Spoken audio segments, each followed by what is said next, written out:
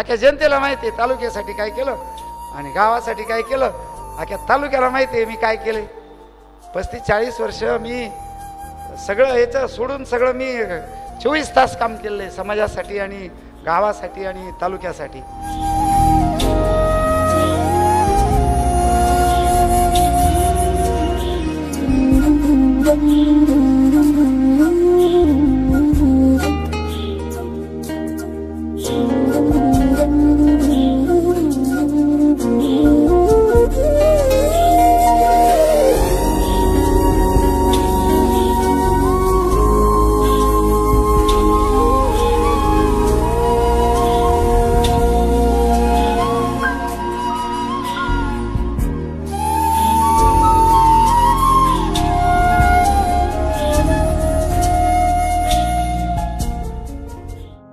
कर्मसिद्धांताचे उपासक स्वर्गीय मीनानाथजी पांडे साहेब.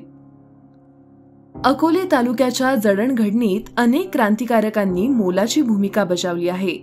अकोलेचा इतिहास जाणून घेतला तर आद्य क्रांतिकारक राघोजी भांगरे, बुवासाहेब नवले, पी.जी. भांगरे यांच्यासह अनेकांचा मोलाचा वाटा अकोलेच्या जडणघडणीत आहे. तसाच सिंहाचा वाटा काही समाजहितैषी लोकांचा सुद्धा आहे. त्यांच्या मार्गदर्शनाने, त्यांच्या असण्याने अकोले आज एका वेगळ्या उंचीवर पोहोचला आहे. यात प्रामुख्याने शेंडीचा भांगरे परिवार, स्वर्गीय माजी मंत्री मधुकररावजी पिचड साहेब, स्वर्गीय भाऊसाहेब हांडे, स्वर्गीय विठ्ठलराव चासकर यांच्याबरोबरच अकोलेच्या राजकीय, सामाजिक, शैक्षणिक, सांस्कृतिक पटलावर ध्रुव ताऱ्यासारखे अढळ स्थान मिळवले आहे ते म्हणजे स्वर्गीय मीनानाथ पांडे साहेब यांनी. आयुष्याच्या शेवटपर्यंत सतत समाजहिताची भूमिका, सतत अकोले तालुक्याच्या विकासाचा ध्यास, नाविन्याची कास आणि मुद्देसूद रोखठोक भाषा, प्रत्येक विषयाचा परिपूर्ण अभ्यास, नुसता अभ्यासच नाही तर त्यातील विविध पैलूंचे बारकावे यासारख्या अष्टपैलू गुणांमुळे पांडे साहेबांच्या स्मृती आजही अकोले व जिल्हावासियांना चिरंतन वाटत आहे. खरं तर जन्म आणि मृत्यू प्रत्येकाच्या आयुष्यात येतो, मात्र जन्म मृत्यूतील अंतर कष्टाने, संघर्षाने, परिश्रमाने भरलेले असेल तर त्या व्यक्तीची, त्या व्यक्तिमत्वाची प्रतिमा समाजामध्ये जरा वेगळीच असते. पांडे साहेबांच्या रूपाने हा ध्रुव तारा आजही जनतेच्या मनात प्रकाशमान आहे. कष्टाची परंपरा पांडे साहेबांना बालवयापासूनच लागली. वडिलांबरोबर शेतीचं काम करणारे पांडे साहेब शैक्षणिक बुद्धिमत्तेने चमकदार होते.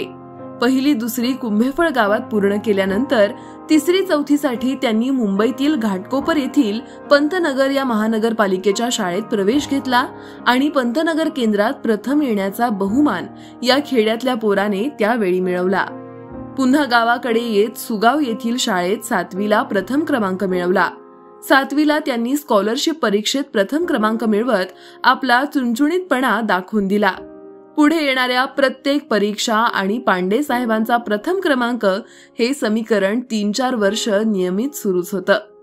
1976 साली वरिष्ठ महाविद्यालयात शिक्षण घेत असताना कुंभेफळ ग्रामपंचायतीचे उपसरपंच होण्याचा मान पांडे साहेबांना कॉलेज कुमार असतानाच मिळाला.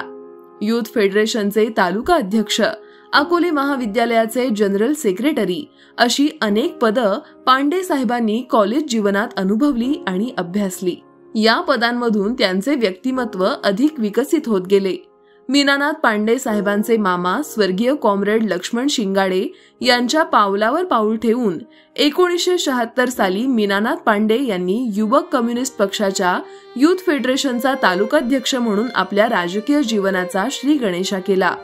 लगेचच जिल्हा परिषद आणि पंचायत समिती निवडणुकीचे स्टार प्रचारक म्हणून त्यांचा झंझावत सुरू झाला. सायकलवरून पायी प्रचार करून कम्युनिस्ट पक्षाचा पंचायत समिती सदस्य पांडे साहेबांच्या मार्गदर्शनाने निवडून आला. महाविद्यालयीन शिक्षणानंतर पुण्यात वकिलीचे शिक्षण घेत असताना त्यांनी इंदिरा गांधी यांचे झंझावती भाषण ऐकले.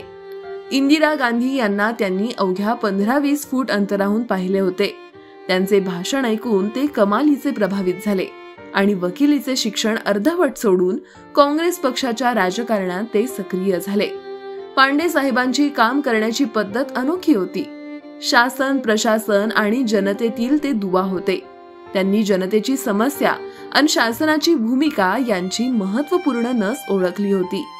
अतिशय निष्णात व्यक्तिमत्व असणाऱ्या पांडे साहेबांनी शेषनारायण दूध संस्थेचे अध्यक्षपद, कुंभेफळ सोसायटीचे चेअरमन पद, संगमनेर साखर कारखान्याचे संचालक, अहमदनगर जिल्हा परिषदेचे सदस्य, 1985च्या सुमारास अगस्ती साखर कारखान्याच्या स्थापनेत महत्वाचा सहभाग, त्यानंतर अगस्ती कारखान्याचे व्हाईस चेअरमन, अनेक दशकं संचालक पद. महाराष्ट्रामध्ये एवढाच कारखाना आहे की अगस्ती कारखान्याचे संचालक स्वतःचे उतारे पतसंस्थांकडे गहाण, आमच्या जमिनी गहाण ठेवून आम्ही कारखान्याला कर्ज देतो. यापेक्षा काय करायचे बाकीचं? आणि मग कारखाना चालूच राहील. पुढच्या वर्षी सुद्धा कमी ऊस असला तरी कारखाना चालू ठेवण्यासाठी आम्ही सर्व चेअरमन साहेब, संचालक मंडळ जीवाचं रान करून या पुढच्या काळात सुद्धा अहोरात्र काम करीत राहू, एवढंच या ठिकाणी मी सांगतो.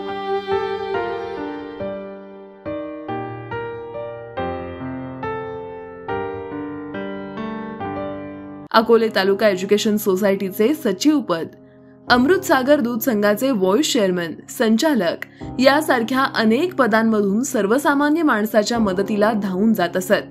प्रत्येक संस्थेत प्रत्येक पदावर काम करताना गोरगरीब, रंजल्या गांजलेल्यांची सेवा करण्याचं काम पांडे साहेबांनी प्रामाणिकपणे पार पडलं.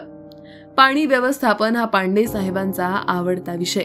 या विषयात किती खोलवर अभ्यास आणि किती सूक्ष्म नियोजन हे पाहायचं झालं तर प्रवरा, आढळा व मुळा नद्यांच्या कालवा सल्लागार समितीची बैठक पांडे साहेबांशिवाय कधीच झाली नाही.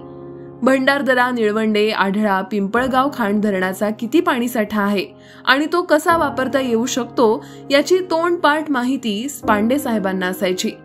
अगदी आंबीत, बलठण, पाडोशी ते बिताकापर्यंतच्या केटीवेअरमध्ये किती पाणी आहे आणि किती क्षेत्र भिजू शकतं याची तंतोतंत माहिती पांडे साहेबांना अवगत होती. जमिनीच्या वरच्या बाजूनी 20 फुटाच्या वर जिथे कालवा आहे तर तिथे नुसतं कॉन्क्रिटीकरण करून चालणार नाही. तर असे शिवार साधारणतः मेंदुरीला आहे. मेंदुरीचा एक 10-20-30 फूट जवळजवळ ती कॅनॉलची लेवल वर आहे. त्यामुळे तिथे पर्क्युलेशन मोठं होणार, रेड्याला होणार. मार्केट कमिटीच्या तिथे, रेड्याच्या मार्केट कमिटीच्या तिथे तो कॉन्क्रीट ब्लॉक केलेला आहे तिथं पूर्ण. त्यामुळं तिथं ते ढासळण्याचा, पाणी जाण्याचा विषय नाही. मेंदुरीला तसंच करावं लागेल. कळसखुर्दला सुद्धा तशीच अवस्था आहे. आता कळसखुर्दला आम्ही आता जाऊन पाहून आलो तर कळसखुर्दला सुद्धा असं नुसतं कॉन्क्रीट नाही, लाईनिंग नाही, तर ब्लॉक, दोन्ही बाजूनी ब्लॉक असे करावे लागतील. पलीकडच्या बाजूनी उजव्या बाजूला सावंतवाडी आणि रुंबडीचा भोरकडा आहे, तिथे सुद्धा कॉन्क्रीट ब्लॉक करावा लागेल, कारण तो कॅनॉल सुद्धा जमिनीच्या वर आहे, उंच आहे. तर त्यावेळेस ते अधिकाऱ्यांनी थोडंसं दुर्लक्ष केलं, परंतु वरच्या पातळीवर प्रयत्न करून पाण्याची चाचणी पूर्ण झाल्यावर ही सगळी कामं करावं लागतील. जलसंपदाच्या अधिकाऱ्यांपेक्षाही अचूक नियोजन पांडे साहेब कालवा सल्लागार समितीत सादर करायचे आणि त्याच नियोजनाला पिचड साहेब आणि थोरात साहेब मान्यता देत असत. जलसिंचनाचा गाढा अभ्यास असलेला दुसरा नेता सध्या तरी अकोले तालुक्यातच काय, संपूर्ण अहिल्यानगर जिल्ह्यात नाही. तुम्हाला स्वतःला कल्पना नसेल की आपले बागायत कोणामुळं उभं आहे, ते मीनानाथमुळं उभं आहे, त्याला परवानगी मिळते. हे इतका तळमळीचं कार्य करता. मी हजारदा सांगतो की लोकांनी गप्पा मारायच्या, पिचड साहेबांनी 40 वर्षात काय केलं. मी म्हणलो 40 वर्षाचा पुरावा मीनानाथ पांडे आपल्याकडे आहे, मीनानाथ पांडे आहे. हे माझं उत्तर आहे. जसा सिंचन क्षेत्रात पांडे साहेबांचा हातखंडा होता तसाच त्यांचा अभ्यास पाणी निर्माण करण्यातही होता. आज पश्चिमेकडील पाणी पूर्वेला वळवण्याचा अनेक नेत्यांच्या निव्वळ तोंडाच्या बाता चालल्या आहेत.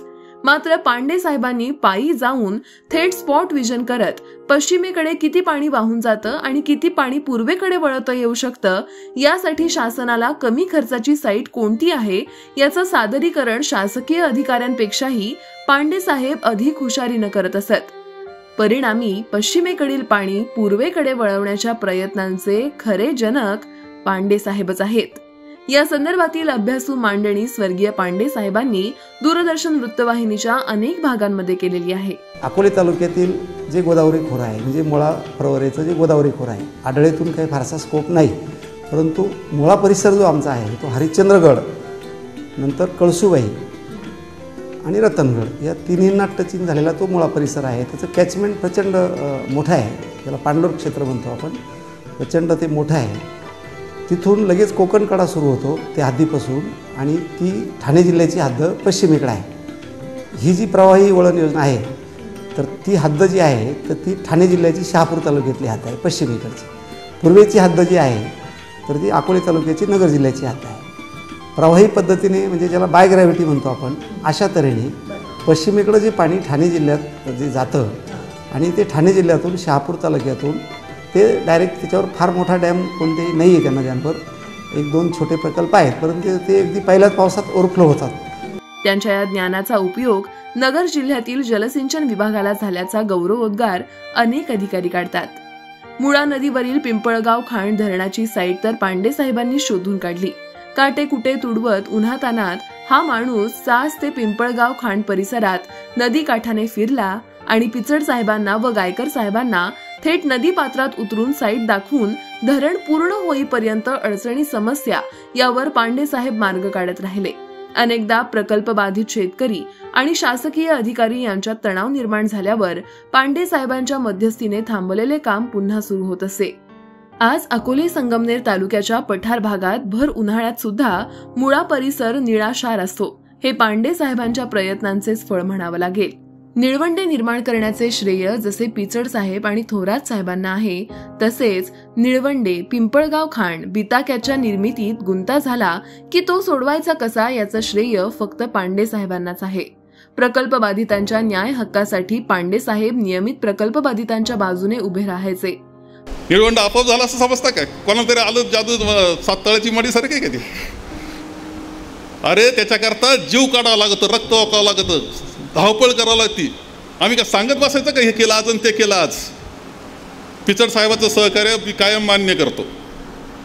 अकोला तालुक्यात धरण होते, प्रकल्पग्रस्त त्यांचे होते, त्यांचं सहकार्य झालं. मीनानाथ पांडेंची मला आठवणच येते.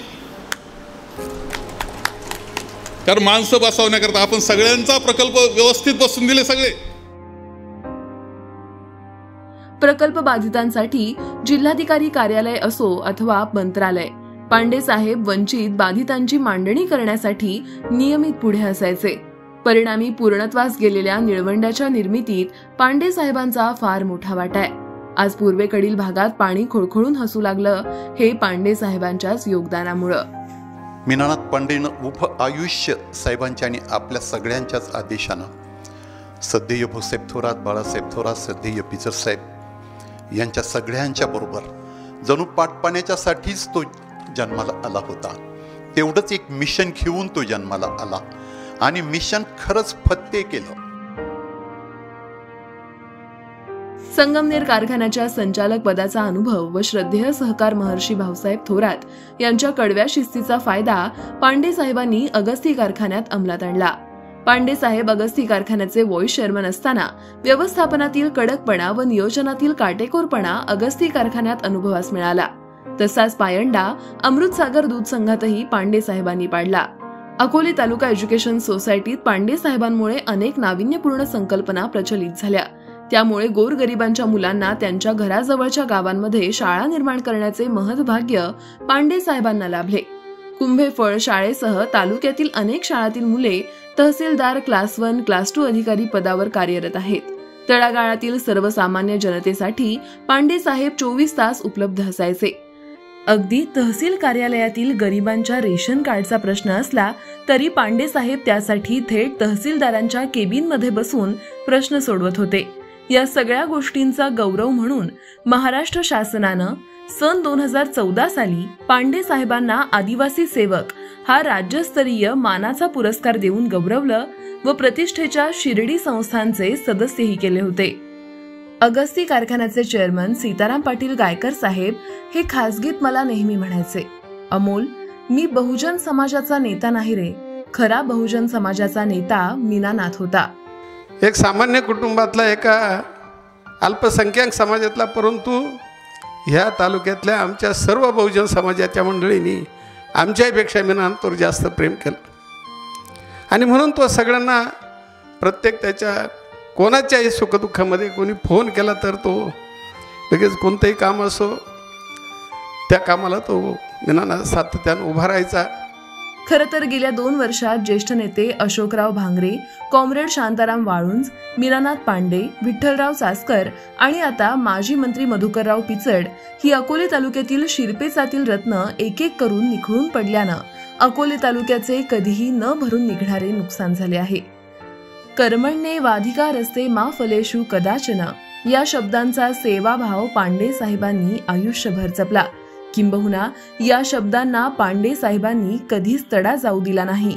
म्हणूनच पांडे साहेब सत्कर्माच्या दिव्य फुलांनी देव पूजिले ज्यांनी, अनंत तयांची जीवन यात्रा कधी न सरे मरणांनी.